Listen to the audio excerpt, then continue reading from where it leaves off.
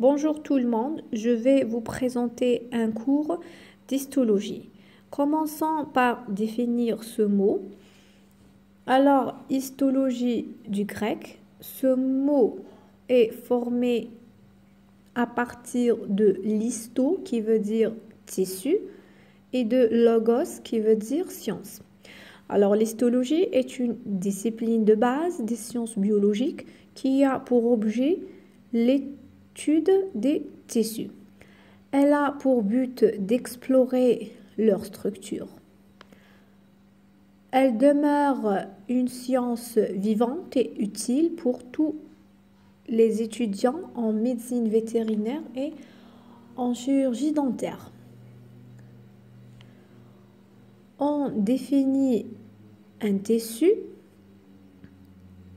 Un tissu donc est un ensemble structural constitué par des cellules qui sont agencées ou organisées selon un mode particulier et accomplissant une ou plusieurs fonctions bien déterminées.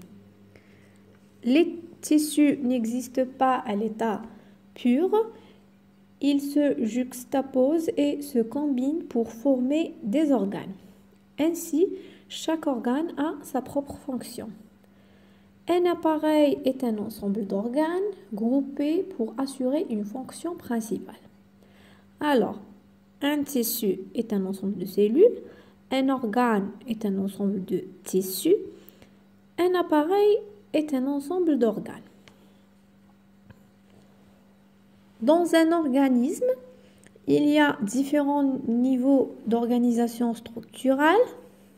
On a par exemple, on va se placer dans l'exemple de notre corps, le corps humain. Notre corps est constitué de systèmes, exemple le système nerveux, d'appareils, exemple l'appareil circulatoire, qui sont constitués de plusieurs organes comme le foie, les muscles et le cœur, etc. Et chaque organe est constitué de plusieurs catégories de tissus. Et donc ces tissus sont constitués de cellules de structures différentes. Chaque cellule contient des organites. Les organites sont eux-mêmes constitués de plusieurs molécules qui font l'ensemble de la cellule,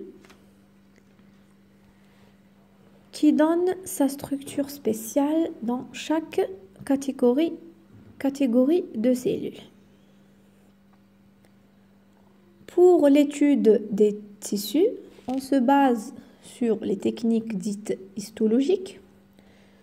Toute activité histologique nécessite une observation et une interprétation plutôt de ce qui est vu.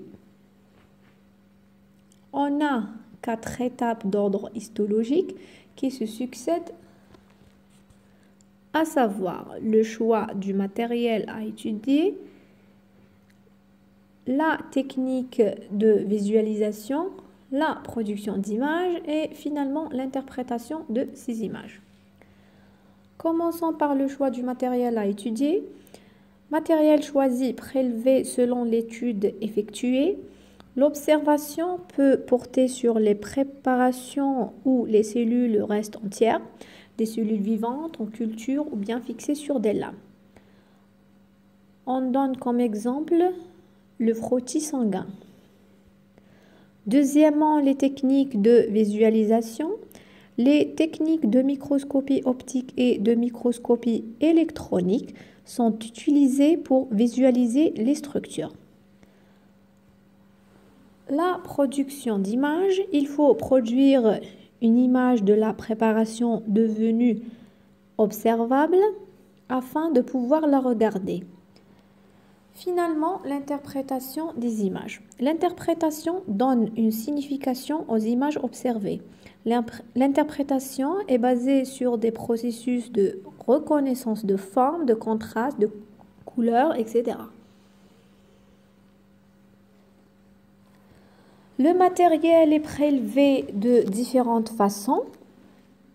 Le matériel histologique peut être obtenu par biopsie ou avec endoscopie pour les différents organes des appareils.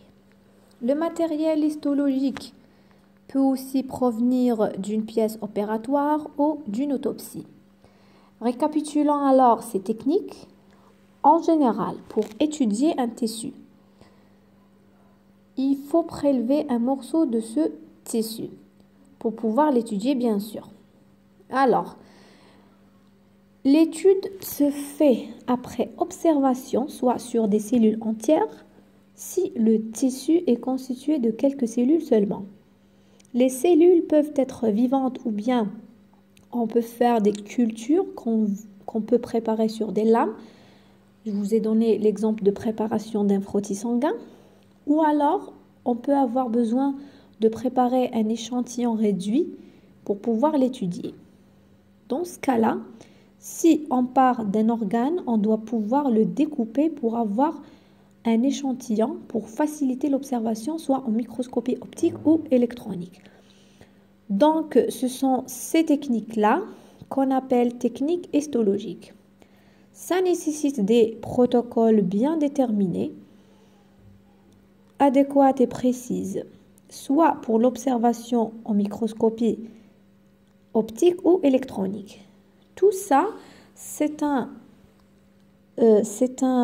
chapitre qui sera traité normalement en travaux pratiques, un chapitre sur la préparation des échantillons, pour l'observation soit en microscopie optique ou électronique. Je vous ai expliqué d'une façon ou bien brièvement ces techniques histologiques.